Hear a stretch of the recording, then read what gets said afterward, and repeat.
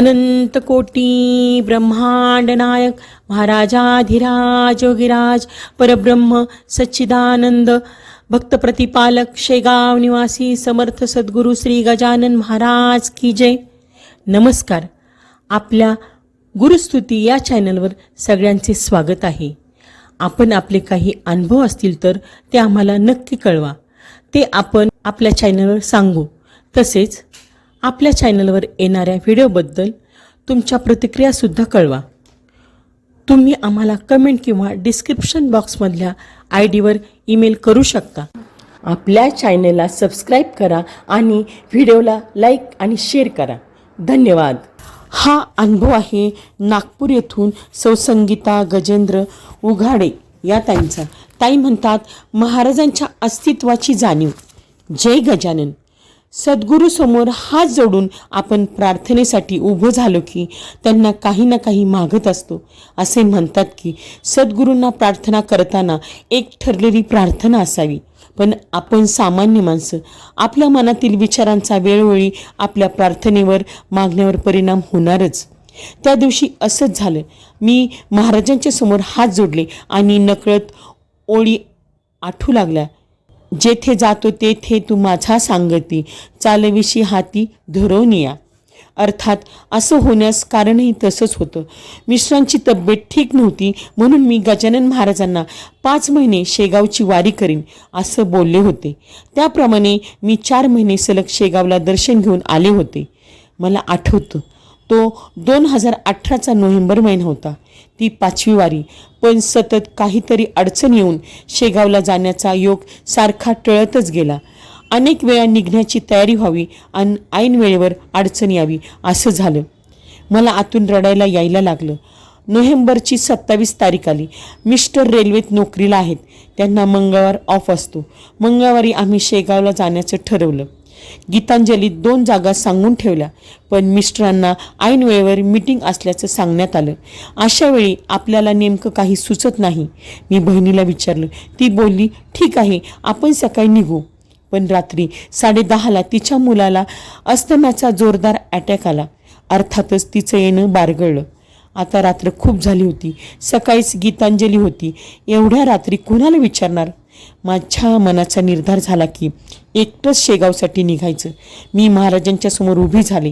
त्यांना म्हटलं, महाराज माझ्यासोबत शेगावला चला. उद्या सकाळी निघायचं आहे. सकाळी लवकर मिस्टर रेल्वे स्टेशनवर सोडणार होते. त्याप्रमाणे आम्ही निघालो. मी महाराजांच्यासाठी गाडीचं मागील दार उघडलं. म्हटलं, महाराज बसा. मग दार लावलं.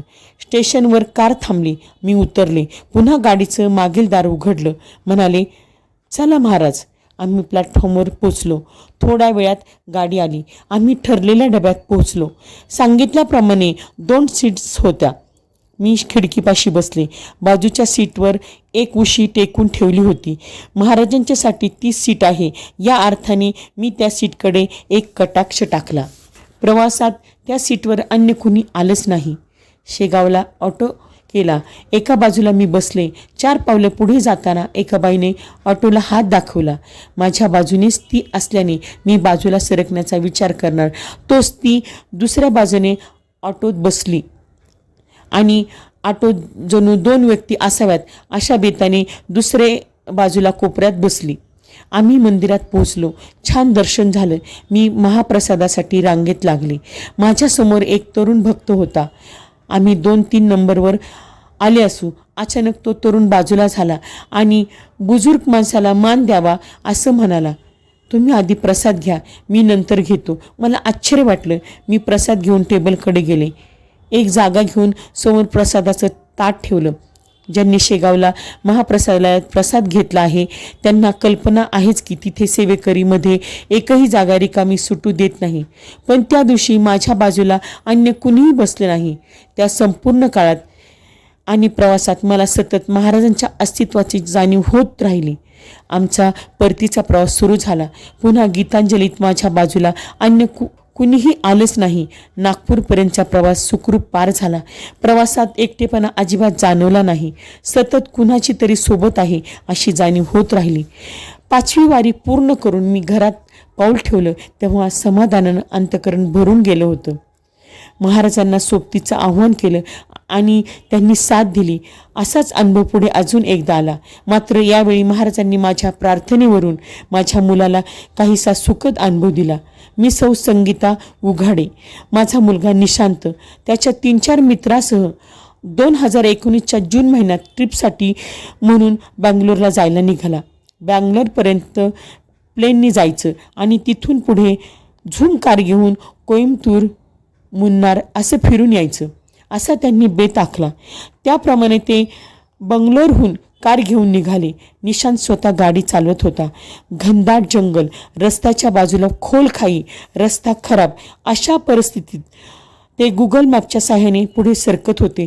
नुकताच पाऊस पडून गेलेला, रस्त्यावर खड्डे. एका चिंचोळ्या जागी गाडीचं चाक अचानक खड्ड्यात फसलं. रस्ता सुनसान, आजूबाजूला कुणी नाही. मुलं गाडीतून खाली उतरली. सर्व खूप घाबरले. गाडी तिथून काढायची कशी हा यक्ष प्रश्न होता. किंचितशी चूक गाडी खाईत नेण्यास पुरेशी होती. त्या दिवशी गुरुवार होता, एकादशी होती. इकडे का कुणास ठाऊक परक्या गावात अनोळखी ठिकाणी मुले दुसरीच गाडी घेऊन जाणार या कल्पनेने माझं मन अस्वस्थ होतं. साधारण 30 वेळ असावी. माझं पारायण पूर्ण झालं होतं. महाराजांचा नामजप करीत होते. महाराजांना विनंती केली, महाराज मुलांसोबत असा, त्यांची काळजी घ्या. तिकडे मुलं हतबल होऊन चिंता करीत होती. तो अचानक पांढरे शुभ्र कपडे घातलेले एक गृहस्थ तिथे आले. त्यांनी मुलांना धीर देत म्हटलं, काळजी करू नका. निशांतला ते म्हणाले, आत बस, गाडी सुरू करून रिव्हर्स घे. एक पाय क्लचवर आणि दुसरा ब्रेकवर असू दे. त्याप्रमाणे निशांतने गाडी रिव्हर्स घेतली आणि गाडी सुरळीत बाहेर आली. गाडी बाहेर आल्यावर काही मिनिटातच मुलं भानावर आली की त्या गृहस्थाचे आभार मानायला हवेत. पण मुलं आभार मानू शकली नाही, कारण तिथे कुणी नव्हतंच. निशांतने मनातल्या मनात गजानन महाराजांचं स्मरण केलं. मुलं नागपूरला परतली. तरुण वयाचा एक गुणधर्म असतो, ते सहसा अशा गोष्टी आईवडिलांच्या कानावर घालतीलच असं नाही. निशांत या संदर्भात माझ्याशी काही बोलला नाही. मध्ये 2 दिवस गेले. मला आठवतं, तो 20 जूनचा दिवस होता. सकाळी 9:30च्या सुमारास आमच्या घरासमोर 2 वासुदेव आले. याआधी कित्येक वर्षात मी वासुदेव पाहिले नव्हते. मी निशांतला काही पैसे देऊन त्यांना देण्यासाठी बाहेर पाठवलं आणि पाठोपाठ मीही बाहेर गेले. निशांतकडून पैसे घेतले तेव्हा वासुदेव त्याला म्हणाला, आत्ताच गाडीचं खूप मोठं संकट येऊन गेलं, पण तू वाचला. ते ऐकून निशांत आश्चर्यचकित झाला आणि नंतर मला सर्व कहाणी समजली. ते सर्व ऐकून माझ्या डोळ्यातून अश्रुधारा वाहू लागल्या. तोच दिवस होता की ज्या दिवशी मी महाराजांना म्हटलं होतं, महाराज मुलांच्या सोबत असा, त्यांची काळजी घ्या. मी धावतच आत गेले. महाराजांच्या समोर मला ओळी आठवू लागल्या. जेथे जातो तेथे तू माझा सांगती, चालविशी हाती धरोनिया. चाल वाटे आम्हा तुझी आधार, चालविशी भार सवे माझा. ओवी म्हणून मी महाराजांच्या समोर गुडघ्यावर खाली टेकले, हात जोडले आणि आपसुकच शब्द बाहेर पडले, श्री गजानन जय गजानन, श्री गजानन जय गजानन. गण गण गणात बोते, गण गण गणात बोते.